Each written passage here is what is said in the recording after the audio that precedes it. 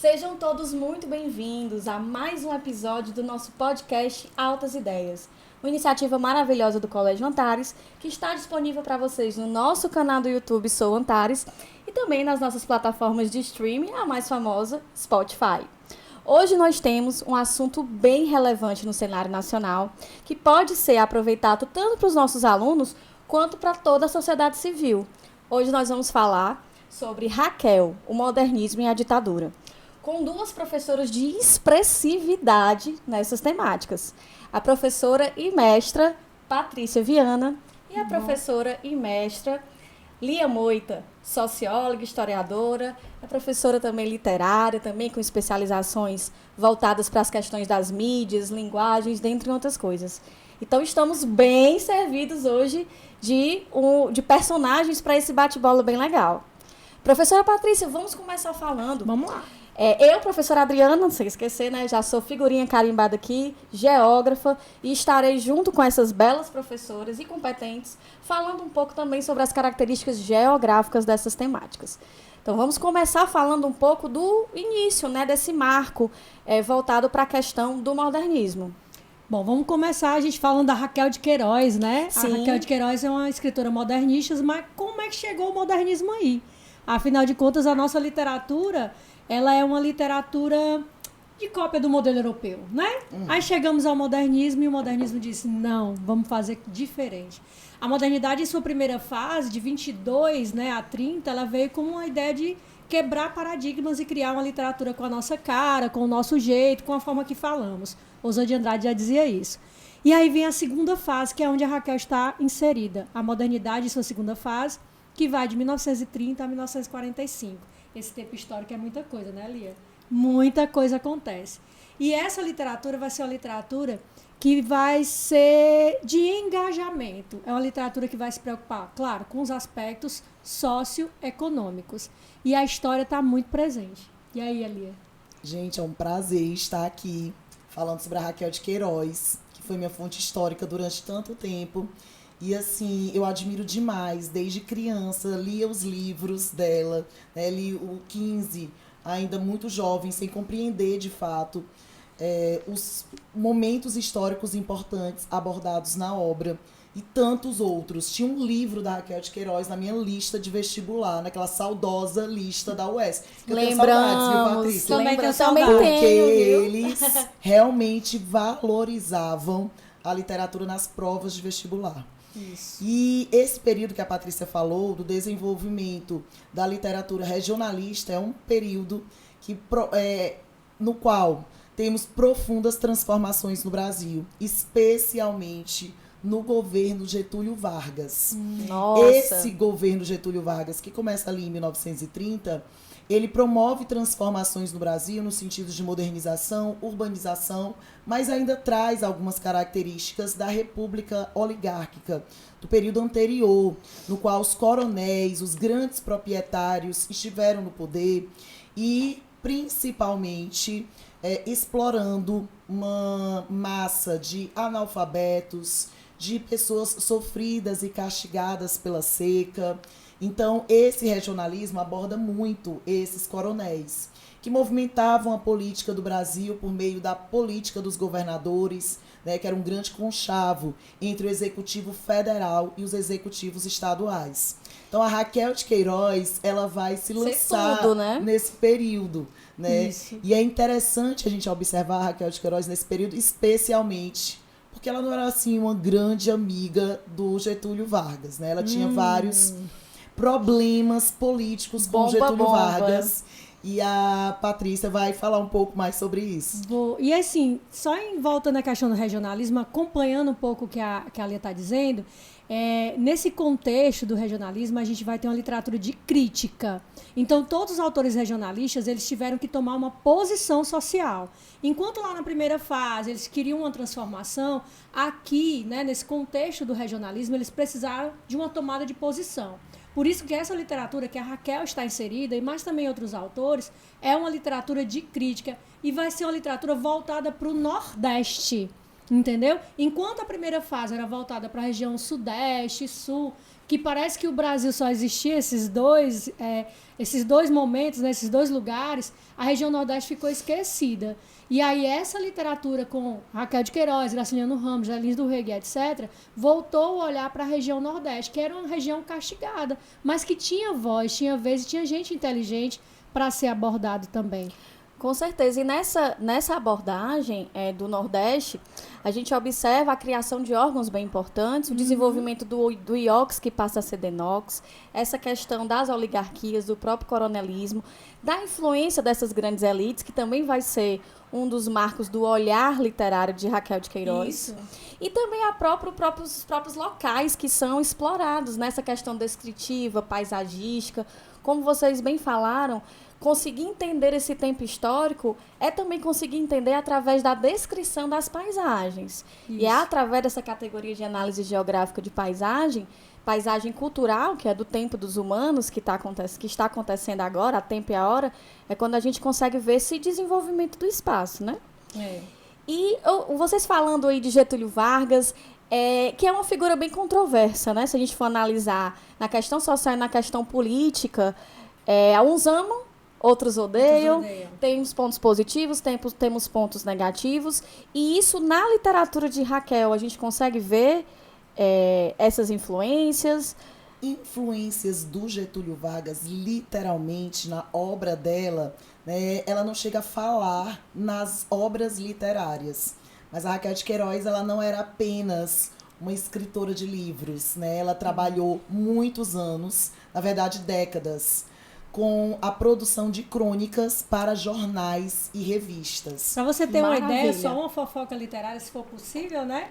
A Raquel de Queiroz, desde sempre, sabia que queria ser jornalista. Ela estudou numa escola de freira aqui em Fortaleza e, inclusive, ela foi participar de um evento como rainha da escola e ela deixou porque tinha algo jornalístico para fazer. Olha e ela aí. era super jovem, ela, enfim, né? Era futura normalista. Isso, e ela escreveu, né, inúmeras crônicas que circularam nos principais meios de comunicação do país naquela época. Ela chegou a publicar crônicas durante 40 anos na revista O Cruzeiro, que tinha alcance nacional. Ela publicou crônicas desde o início do jornal O Povo, né, o nosso conterrâneo, e inúmeros outros jornais.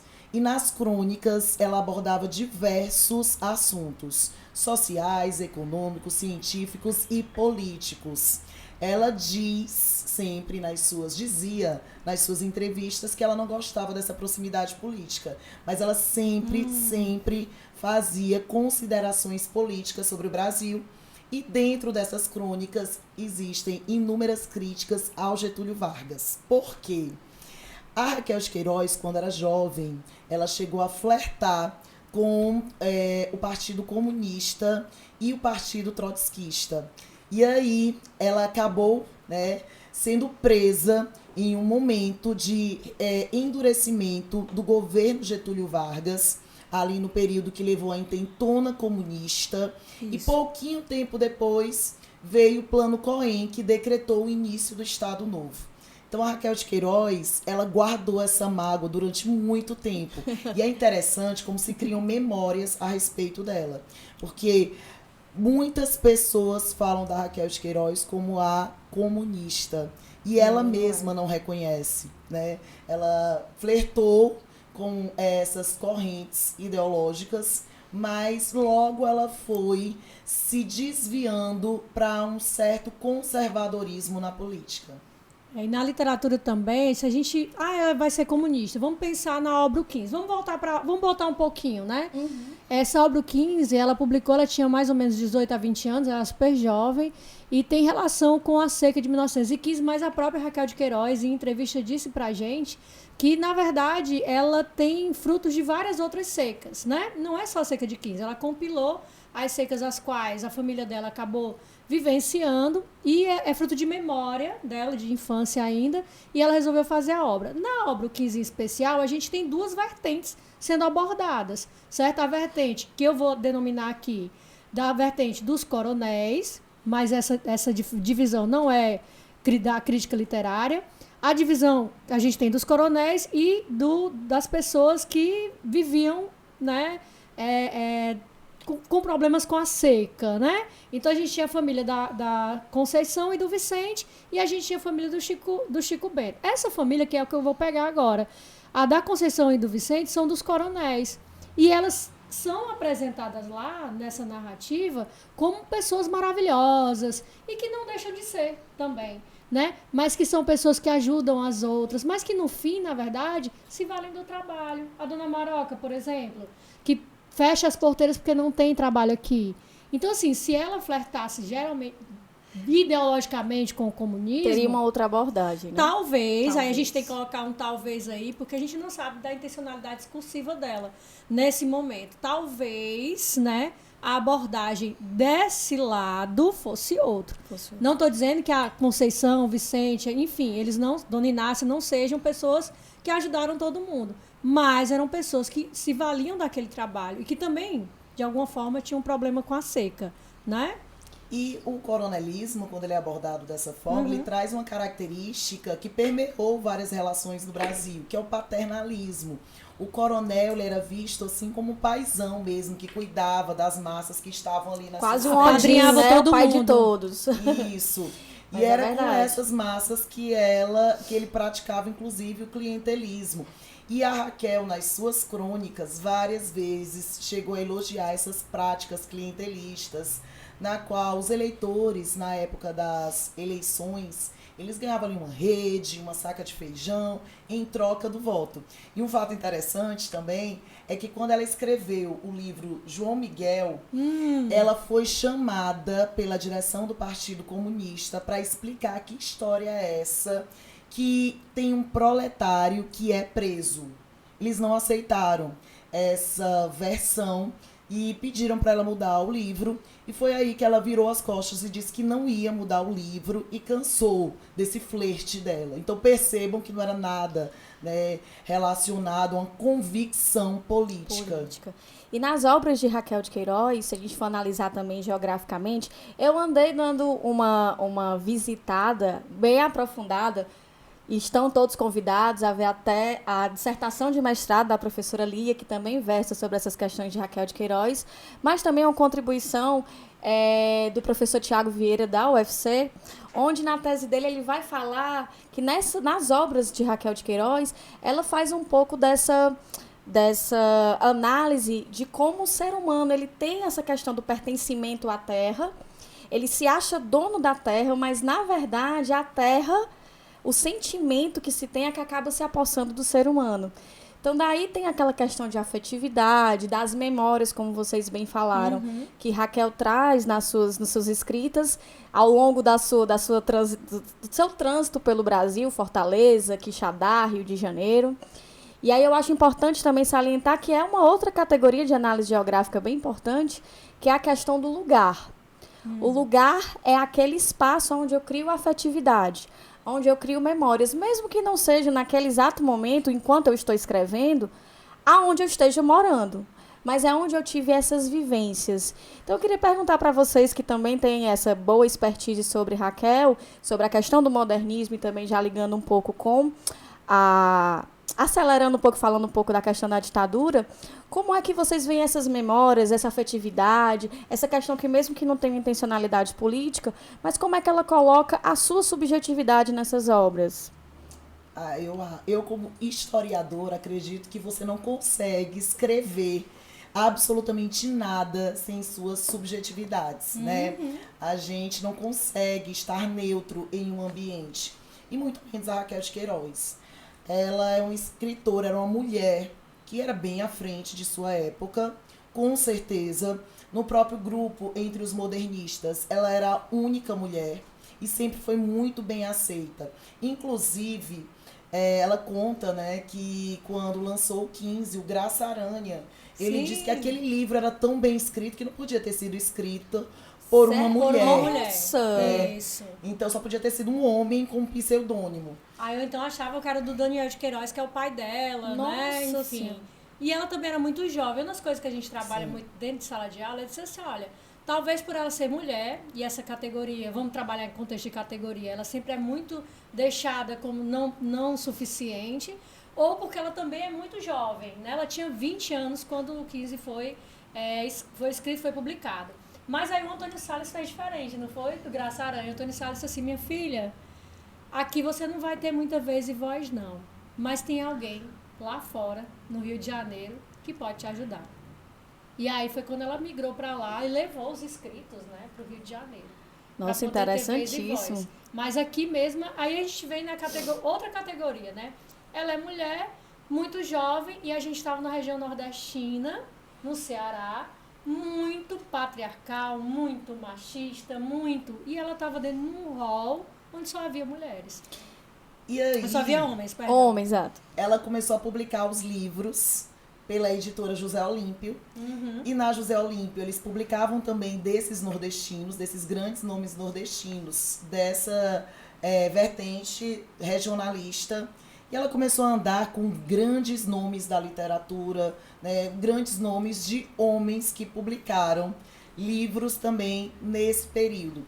Então a Raquel de Queiroz, ela tinha um círculo de amizade de muitos homens, com que ela tomava café lá na editora José Olímpio. Ela não só publicava romances, né, como ela também publicava livros que tinham compilações de crônicas, e ela também, durante muito tempo, foi tradutora. Ela traduziu obras de Tolstói, de Shakespeare. Apenas, né? Então, apenas. Eu acho que ela mostra também um pouco do autor que tem que sobreviver naquele momento. Sim. Né? Não só escrevendo, não só publicando crônicas em jornais, em revistas, mas aí ela vai tirar o sustento dela no Rio de Janeiro, também como tradutora. Ela era muito inteligente também, autodidata. Ela disse uma vez em entrevista, acho que uma das últimas entrevistas que a gente teve a oportunidade, né, de vê-la, ela disse que, eu fui muito bem criada literariamente, né, na minha família a gente tinha uma biblioteca, e aí eu li os russos, traduzia para a mãe dela, acho tão linda essa frase dela, eu traduzia, mas é interessante, sabe, Lívia, que lembrando a questão dos russos, lá no 15, a dona Inácia diz assim para a Conceição, não, minha filha, não lê não, porque lê, né? E a Conceição tá lendo... despertar, né? Isso, e a Conceição tá lendo um autor russo, ou seja, por isso que muitas pessoas acreditam que a Conceição é o alter ego da Raquel. Eu não gosto muito de dizer que sim, que não, porque a autora nunca confirma, né? Ela nunca diz, é verdade, a Conceição sou eu. Mas a Conceição pode ser muitas mulheres, além da Raquel de Queiroz. E essa tradução que é de sobrevivência, ela que fez parte da Raquel, a Raquel passou para frente para outras pessoas fazerem também. Então, muitas pessoas que de alguma forma entraram nesse berço literário a partir de Raquel, a gente tem algumas informações, tiveram influência de Raquel nesse contexto. Como? Vou fazer essas traduções, vou começar a fazer crônica. A Raquel fez crônica até 2003. Ela fez crônica até 2002, porque 2002. ela morreu em 2003. Morreu em 2003. E é impressionante, que ela já tinha uma parte do corpo paralisado. Então, e mesmo assim produzia, né? No jornal um cérebro, como vocês mesmos falaram, autodidata, incrível. Viu? Olha que maravilha!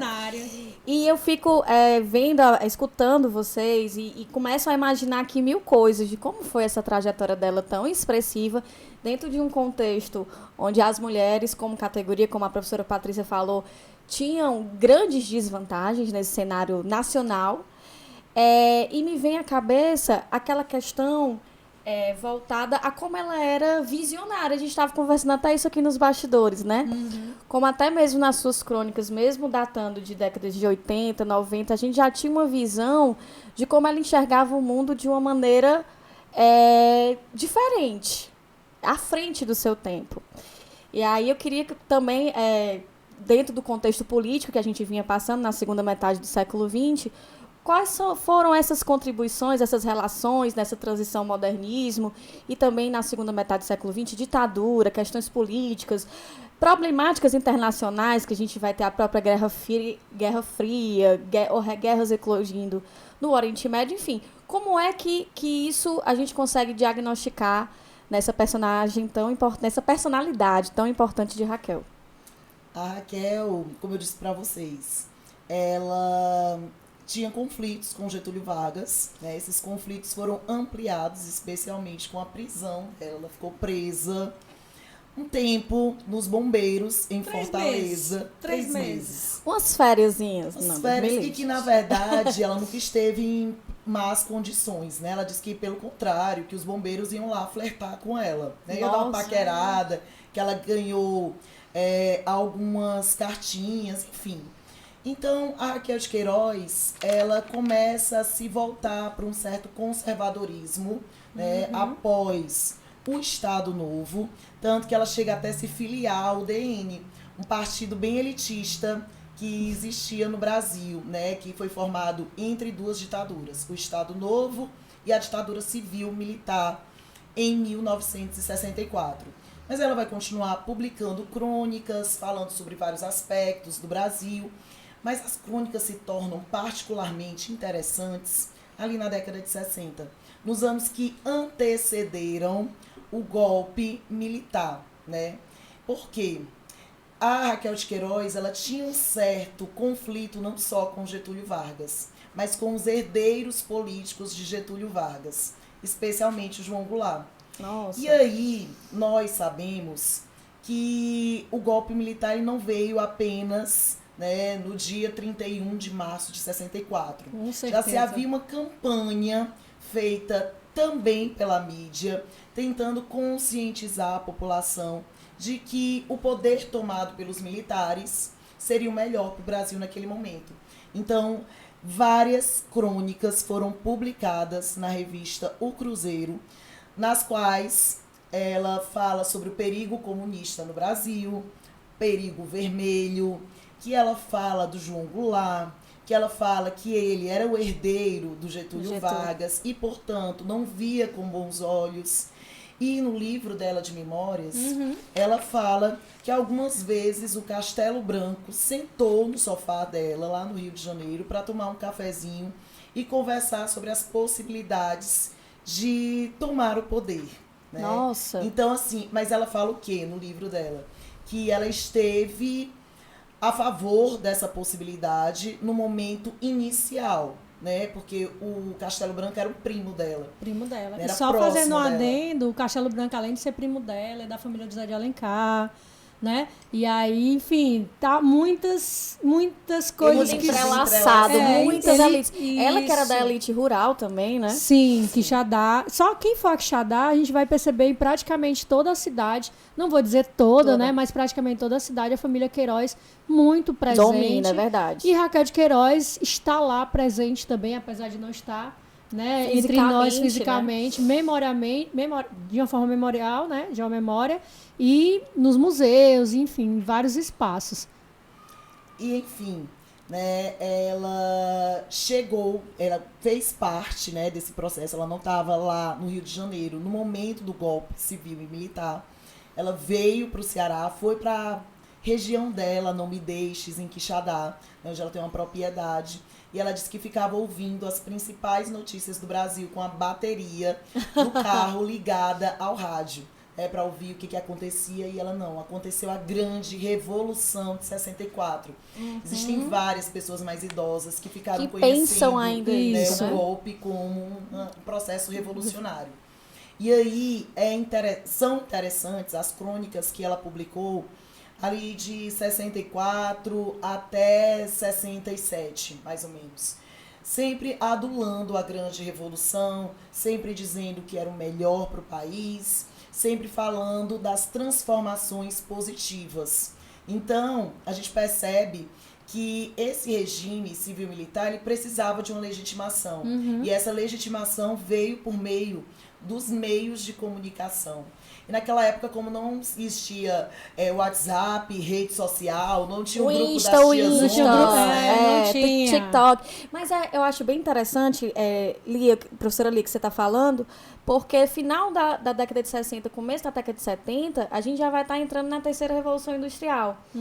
Então, já tem aquele processo de pesquisa tecnológica, mas ainda não é democratizado. Então, o jornal, o rádio, a televisão minimamente, ela serve como sendo esses veículos, né? E no caso da Raquel, a literatura foi...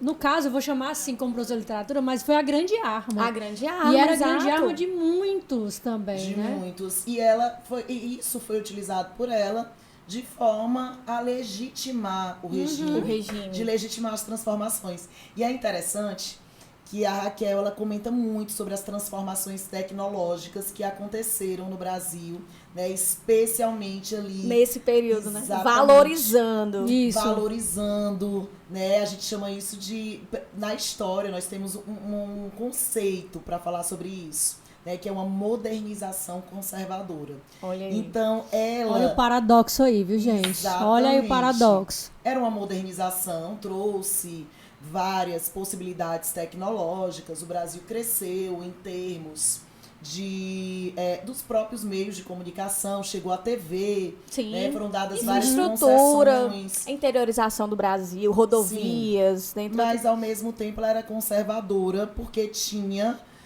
censura e perseguição aos opositores. E os órgãos, né, estavam censurados, os meios de comunicação estavam censurados. Mas a Raquel tem várias crônicas que fala que não existe censura no Brasil. Censura teve lá na ditadura do Getúlio Vargas, no Estado Novo. Ainda tá Naquele chateada, momento, né? Era apenas uma censura. Então ela vai legitimar de todas as formas. Mas lembrar que ela não foi censurada porque ela tinha o que a gente chama assim, um respaldo, né? O primo estava lá. das grandes cabeças do poder, Das grandes né? cabeças do poder. Então, assim, ela até escreveu bastante, não é, Lia? Mas ela tinha como fazer isso. É diferente de quem não tem. Isso. E ela escrevia, né, no momento, de certa forma, adulando o novo regime, e principalmente porque ela chegou a fazer parte de um órgão dentro da ditadura, né, um órgão político, que era o Conselho Federal de Cultura. De cultura. Então, né, ela estava ali Tinha uma intencionalidade. analisando as obras que seriam publicadas. Então eu me pergunto, será que tinha uma censura do que iria passar e do que não iria passar? Do que né? podia e do que não podia, Sim. entendeu? Então ela podia até acreditar que não. Acreditar sim, ela sabia que tinha, né? Mas ela não ia dizer que tinha censura, porque pra ela não tinha. Era a realidade dela, Era ela a também já realidade dela, vinha isso. de um contexto abastado, digamos assim, já vinha da própria família dentro dessas questões políticas Sim. que ascenderam ao poder. Então, pra ela era tranquilo. Era uma Isso. visão positiva. Pode ser que não tivesse uma intencionalidade de incriminar, criticar algo que fosse diferente, mas porque pra ela realmente não fazia sentido. Isso, pra ela não fazia. E é tão atual isso, né? Super. Esse tipo de A comportamento. gente não é resiliente, a gente não é... Eu nem gosto da palavra tolerância, mas a gente não tá acostumado com o diferente, né? A gente vai repetindo. Vai reproduzindo os Vai discursos. repetindo as mesmas E a ideias. gente fala assim, em termos de sociologia, que na verdade é o hábitos do Bourdieu, né? Que é como Ai, se maravilhoso. fosse uma lente que a gente enxerga a realidade. É. Então ela viveu ali num ambiente formado por um grupo de grandes proprietários. Ela viveu ali num período que ela convivia com muitos homens, né? E homens que compunham a elite brasileira. Então ela talvez pensasse dessa forma porque fazia parte do hábitos dela. Mas Sim. também não vamos assim isentar, isentar. Né? exato. Claro que ela tinha ganhos também nesse comportamento. Era tanto algo que ela tinha adquirido pela convivência, mas ela também ganhava. Porque quando em uma crônica ela já falava sei. da situação da seca no Ceará, o presidente atendia rapidamente a ela. Várias crônicas, presidente Médici, venha ver a situação Dos dos campos de cearenses. concentração, da fome, né? De É como bom está falar a sobre esses depressão campos de concentração sertaneja. aí, viu? Ah, mas ela não falou dos campos de concentração, né? Como ela tinha uma postura, né, extremamente conservadora. Ela meio que se isentava, né? De ter Se esses isentava, comentários. falava do homem sertanejo, falava que ele estava morrendo de fome, falava, né, que essa situação castigava a todos. Chegou a falar muito sobre as escolas que existiam naquela época e as oportunidades de alfabetização que eram muito frágeis, mas ela não tocou em nenhum momento na questão desses campos de concentração, porque talvez fosse a vertente mais feia, Sim, né, mais autoritária No do período de 15, seca. no 15, no momento em que falando de campos de concentração, né? No momento em que a família do Chico Bento chega a Fortaleza, ela não fala campos de concentração, mas ela fala que existia um espaço que inclusive uma contenção, pronto, né? porque assim, estávamos num período em que o Brasil, em que Fortaleza, né, o que Fortaleza estava chamar de Belle Époque. Isso, né? processo de modernização. Processo de modernização. E aí as pessoas, quando vinham do interior para Fortaleza, elas, imagina, né? Migravam, não estavam tão visualmente interessantes. Com certeza. Né? Sujas, tem até Pronto, isso, né? sujas. E aí maltrapilhas. a família foi para um espaço do governo. Aí já tem Deixar aquela- bem isso. Alagadiço. Pronto, o espaço do governo, onde lá eles iam ficar. Quando a gente percebe o leitor mais atento, mais crítico, né? O leitor diz, Sim. opa, peraí. Que espaço é esse que não tem realmente um lugar para essas pessoas viverem? É o campo de concentração. É porque a gente confunde muito, né, Lia? A questão, muitas pessoas, quando vão ler a priori, confundem o campo de concentração que havia nesse período de modernização aqui com o que aconteceu lá na Europa, né? Não, a gente são não duas pode, coisas são diferentes. coisas bem diferentes, diferentes. entendeu? Então aqui, esses campos de concentração, inclusive em Fortaleza nós tínhamos 2, né? Isso. 2 em Fortaleza e 14 no trajeto pelo interior. Até a depressão sertaneja. Isso, tinham 14 distribuídos, inclusive um ainda não é ativo, mas ele é como se fosse um museu. Distribuídos de forma estratégica para Isso. evitar que esses retirantes, esses flagelados chegassem até Fortaleza. Isso. Naquele momento da seca do 15, né, bastante conhecida, ela foi imortalizada na obra da Raquel de Queiroz, eu acho que, portanto, tão conhecida. Eles enfrentaram uma situação que não era nova. No final do século XIX, ocorreram vários períodos de seca e esses Isso. flagelados vieram para Fortaleza em busca de auxílio. E a população que passava por um processo de modernização, um processo de urbanização ali, Não queria ver, muito né? caro, a elite intelectual e O uma elite centro da de comerciantes. cidade. Sim. Imagina não o centro queria ver. da cidade, gente. Chiquérrimo. E as pessoas famintas, né? Pedindo auxílio, as pessoas doentes também. E que também ampliaram ali alguns vícios condenados por essa elite conservadora, como a prostituição, né? Enfim. Então, em 1915 foi criada uma possibilidade. Vamos criar um campo de concentração, Isso. que era uma contenção, É um campo para de contenção. que essas pessoas não ficassem vagando em Fortaleza. E lá naquele campo de concentração, eles distribuíam uma ração para que essas pessoas, né, pudessem se alimentar ali com o básico e enviavam essas pessoas para frentes de trabalho. Isso, Exato. e detalhe, essas frentes de trabalho, elas foram, se a gente for trazer, né, historicamente falando, a Lia fala com mais propriedade, elas permeavam até praticamente o século passado, né? Isso. Porque sim, que eram essas frentes de trabalho, para quem não sabe, pegava essas pessoas, olha, você vai construir uma cadeia, né? Você vai construir e ali era forma, uma ferrovias, isso. para poder Denox absorver. ajudou muito Sim. nisso, né? O Denox ajuda muito nisso. Hoje nem tem mais Denox, né, gente? Não. Ajudou muito. O IOX começa no final a inspetoria das questões relacionadas à seca começa na virada do 19 por 20. 19 por 20. Depois, 32, a gente vai ter essa mudança para Denox. E o Denox, ele tenta trabalhar com essa questão das obras, que antes o IOX tinha uma perspectiva muito mais de vamos resolver o problema da água. Uhum. Já o Denox, ele entra com essa questão, vamos resolver a questão do desenvolvimento social e regional. E para quem não sabe o que é Denox, gente, é Departamento Nacional de Obras contra a seca. Seca, né? Isso. E depois, assim, não tem como. Não Porque tem seca, ela seco- vai existir. E o né? mais interessante disso tudo, foi ótimo, Patrícia, ter colocado isso, é que sempre se tratou com a perspectiva dessa questão da indústria da seca, das pessoas ou das grandes elites ganharem com isso. Sim. A Lia falou isso no começo do nosso podcast, essa questão como era muito, muito alarmante. Eu não queria resolver a gênese da coisa. Eu queria tratar uma consequência para na próxima vez eu continuar tendo aquelas pessoas na minha mão, um voto de cabresto ou algo assim. Sim, muito. E isso também faz parte desse período, né, que a gente vai passar no Brasil.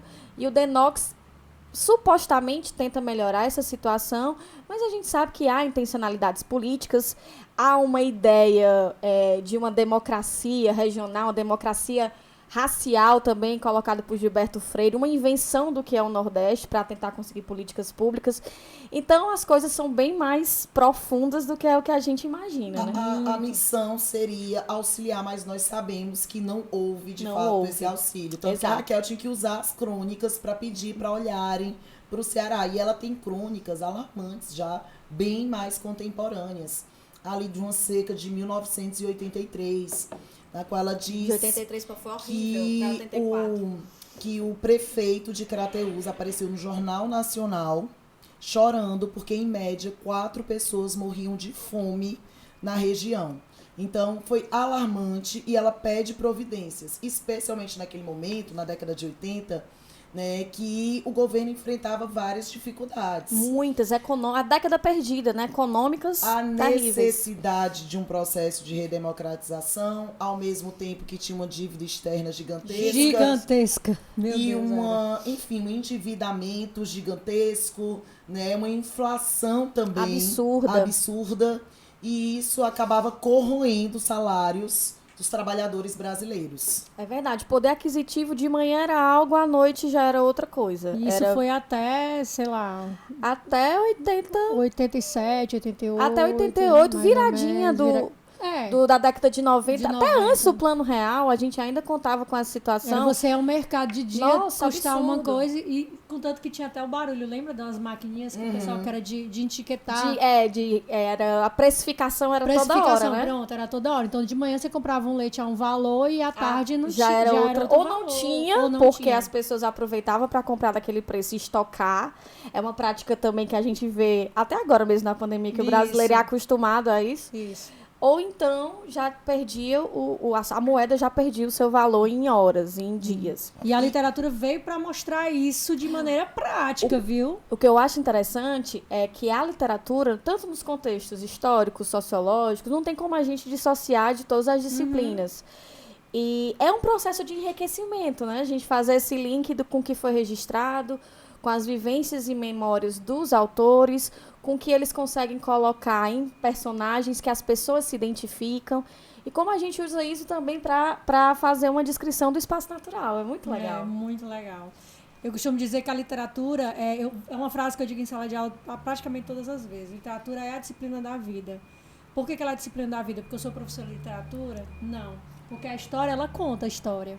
Mas a literatura vivencia essa história. E às vezes a gente só entende alguma coisa quando a gente se vê pertencimento mais uma vez. E a literatura traz isso, sabe? É verdade. E a geografia tenta, através de duas vertentes, né? A geografia crítica, de ver como é que você critica essas vivências, consegue fazer um link do passado, do presente e vislumbrar o futuro. Sim. Através desses registros, dessas memórias, e também a geografia poética, né? Que é trazer para o campo do intelectual, do abstrato, como é que essa ligação homem-natureza, que a gente meio que perdeu ao longo do caminho, no sentido de criar uma barreira, né? Isso. Nós todos somos natureza. Então, muitas vezes a literatura vem nos lembrar isso. Que não tem como eu ter qualquer tipo de modificação do espaço se eu também não for modificado. Aquele velho movimento dialético, né? Isso, Que é bem próprio aí de troca, né? De troca, de voltar. Que é bem interessante. E falando um pouco, já que a gente está voltando aí falando do Nordeste, falando dos elementos culturais também que são bem representativos na história da Raquel, na história do Nordeste como um todo, tem também essa questão do apelo cultural, né? Sim. Hoje, as próprias obras da Raquel e também essa sua influência ou não influência política, né, traz uma boa rentabilidade para o Estado, para a região de Quixadá, com a questão dos memoriais, com a questão dos espaços, dos lugares de Raquel. Será que a gente pode chamar, assim, lugares de Raquel? Sim. Falando propriamente Quixadá, né? Vamos falar de Quixadá, que é a terra de nascimento de Raquel, eu vou criar uma palavra aqui que eu sei que não existe, mas de vivenciamento da Raquel. Vivenciamento, que ela nasceu em Fortaleza. Porque ela nasceu em Fortaleza, confunde. Meu Deus. Foi bem pequenininha, de vivenciamento, né? Então, por isso que vou criar essa palavra, porque ela viveu lá, né? Mesmo ela tendo casa no Rio de Janeiro, inclusive ela se mudou outras vezes com a família, né? Mas mesmo ela tendo casa no Rio de Janeiro, que era a outra residência dela, a vida dela era lá. Entendeu?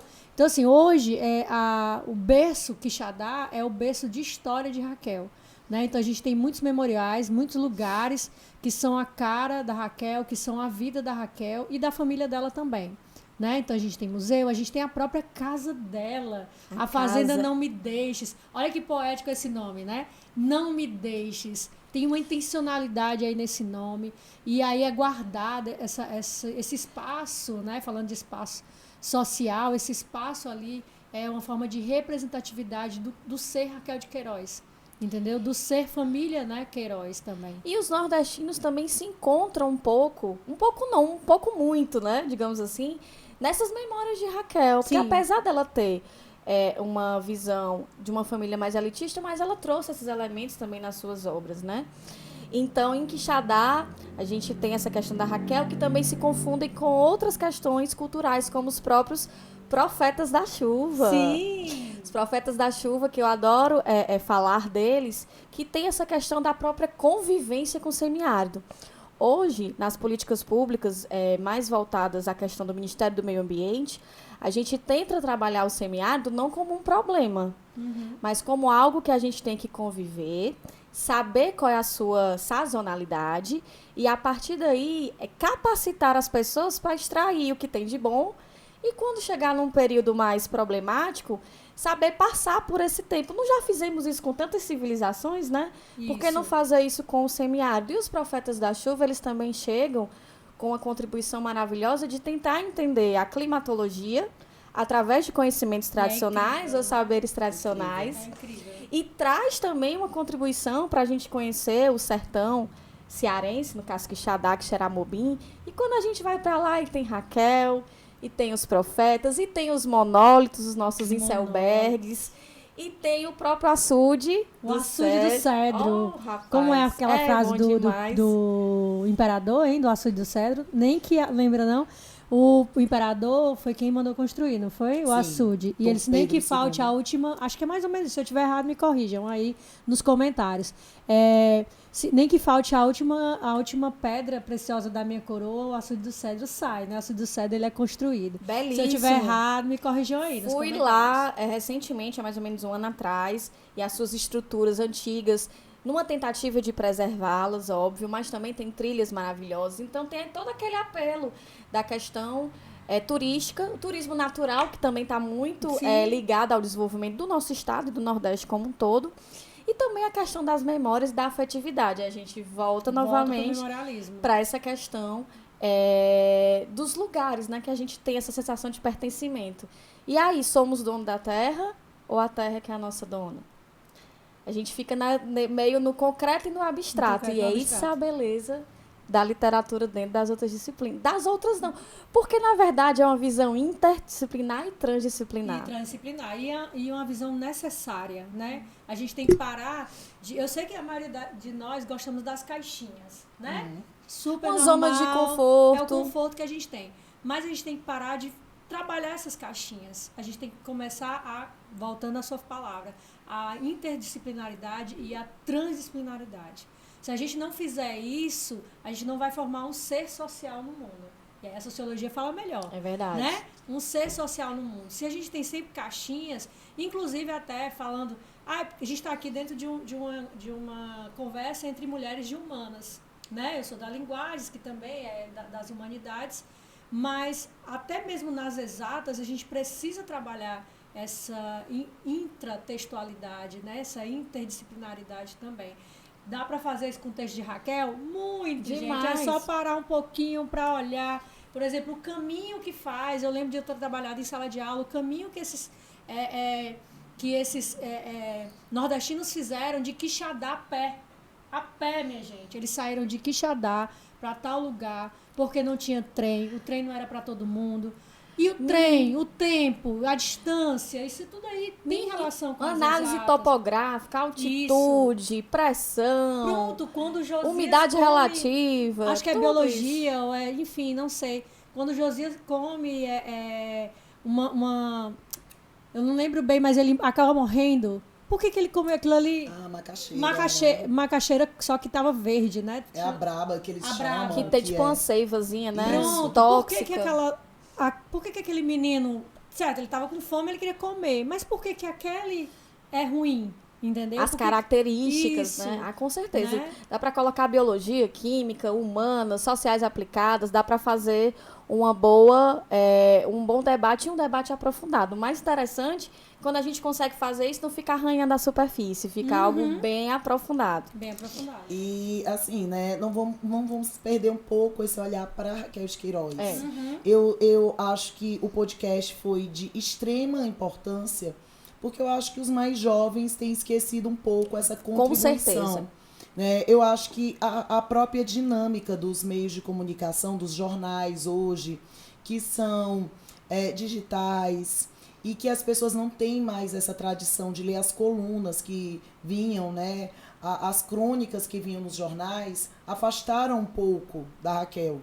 Porque não só ela era conhecida pela literatura, mas pelas crônicas que eram divulgadas semanalmente. Interessante que quando ela saiu da revista O Cruzeiro e passou a publicar novamente em jornais, e ela passou a publicar novamente no jornal O Povo, ela não estava no caderno, o caderno que falava, né, sobre literatura, o Vida e Arte, não estava no Vida e Arte, ela estava no caderno de política, porque ela analisava muito a política nacional, mas a Raquel ela não analisava somente a política. Ela analisou muito a situação das mulheres, ela analisou as transformações pelas quais as mulheres passaram, especialmente ali na década de 60 e 70. Ela chega a comentar bastante sobre essas transformações, ali no que foi uma segunda onda do feminismo, e ela fala também muito sobre essas transformações tecnológicas. E é interessante que, da mesma forma que ela elogia, né, e que ela percebe essas transformações dentro dessa modernização conservadora com muito ânimo, ela tem um pouco de angústia diante das consequências dessas transformações. Ela se angustiava à medida que estava envelhecendo em meio a essas transformações. Parece que ela não conseguia captar, ela não conseguia se adaptar a essas transformações que foram tão efetivas ali na década de 70, década de 80. E é interessante, né, como se formaram memórias em torno da Raquel de Queiroz. É uma memória em torno de o 15, é uma memória em torno de uma possível comunista, é a memória de uma mulher feminista, porque eu já ouvi vários alunos dizendo, né? A Raquel de Queiroz, ela foi muito feminista. Muito feminista. Inclusive, no Diário do Nordeste, né, falando nesse contexto, o Diário do Nordeste, que é um dos jornais aqui de Fortaleza, ele traz um caderno onde ele diz assim, ela foi feminista, aí eu li, tem alguma coisa que não está encaixando. Não está batendo, né? Eu acho que é falta mesmo, né, de conhecimento da obra dela, porque ela mesma, em inúmeras obras, né, em inúmeras entrevistas, e no próprio livro de memórias, ela disse que não era feminista de forma alguma, né? Que, pelo contrário... Ela tinha um viés mais tradicional. Ela era bem conservadora, ela era bem tradicional, né? Até nas personagens dela. Sim. Nas personagens que rompiam com a condição e depois voltavam para o seu sentido comum. E durante... em várias crônicas, né? Ela vai dizer que existe uma profissão que é adaptada para as mulheres. Ela vai dizer que existe uma condição característica das mulheres. Bem determinista, que as né? mulheres, bem determinista. Quando estavam nervosas, ansiosas, elas podiam se dedicar ali à costura, o bordado, ela podia se dedicar à cozinha, que era exatamente o que ela fazia, né? Então, assim, ela criticou a criação do Dia Internacional da Mulher, porque ela disse que não havia necessidade, né? Viés conservador, ao né? mesmo tempo que ela determinava também que existiam profissões adaptadas para cada sexo. Existiam profissões características de homens e existiam profissões características de mulheres, como a condição da enfermeira, que estava ali para cuidar do paciente. E que se a mulher, por exemplo, se apaixonasse pelo doente, se jogasse nos braços dele, ela falou exatamente assim em uma das crônicas, né? Bem romantizando a situação da mulher. E o que acontece também no nosso cotidiano, né? Essa questão de ser um determinismo mais romantizado para você não perceber. Isso. Que isso é algo intencional. Gente, mas estamos aproximando do fim do nosso podcast. Já? Nossa, daria pra gente passar aqui horas falando sobre essas temáticas. Temos tanta coisa para falar do Nordeste, tanta coisa para falar de Raquel, da literatura, sociologia, história, geografia. Mas o nosso tempo é curto e vamos marcar mais, né? Vamos continuar, vamos trazer outros temas, outros autores relevantes. E eu queria desde já agradecer a presença dessas duas professoras ilustres aqui batendo uma bola comigo. Foi super interessante. Queria também abrir alguns minutinhos para algumas considerações finais que vocês tenham, professora Patrícia. Eu queria inicialmente agradecer o Colégio Antares, né? Minha casa, o Colégio Antares é minha casa, sou professora de literatura da escola. Queria agradecer a oportunidade por falar de Raquel de Queiroz ao lado dessas mulheres maravilhosas. Teremos muitos mais temas por aí, muitas novidades virão. Sempre. Queria agradecer a todo mundo e agradecer o tema, porque eu acho que é um tema mais do que relevante, é um tema mais do que necessário. Com né? certeza. As pessoas pensam que as duas coisas são a mesma coisa, mas não são. Ele é necessário porque a gente pode trabalhar vários vieses. Né? Aqui a gente conseguiu algumas coisas, mas como você mesmo diz, foi pouco tempo, o tempo foi curto. E aí eu queria agradecer a todo mundo e comentem aí, né? Vão Curte, comentando, compartilha, curte, né? compartilha, vão comentando. Beijo para todo mundo, beijo para as minhas turmas. Professora Lia. Gente, é sempre um prazer estar com as meninas, né? E falar sobre a Raquel de Queiroz. Eu queria lembrar que esse ano faz 20 anos da morte da Raquel de Queiroz e isso pode ser motivo para ela ser cobrada nas provas de vestibular. Eu acho até que ela tem que ser cobrada. Ué, Para sim. que ela esteja ainda na memória, especialmente dos jovens. Sim. Né? E que eu espero que essa conversa tenha dado substrato para que vocês tenham uma curiosidade, que procurem a obra dela.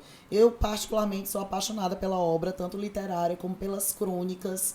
Eu acho que problematizar essas crônicas em relação à história, historicizar, é fantástico. E a gente mostra também uma possibilidade de fonte histórica diferente, mas que pode vir numa prova de vestibular, sim, numa prova de humanas, um texto da Raquel falando sobre questões sociológicas, falando sobre questões filosóficas e históricas. E paisagísticas, tem também a geografia aí, né? Sim. Eu que queria agradecer por também estar nessa mesa aqui com essas mulheres maravilhosas, aprendendo muito, obrigada, aprendi demais sobre as questões relacionadas ao modernismo, ditadura e essa personalidade Raquel.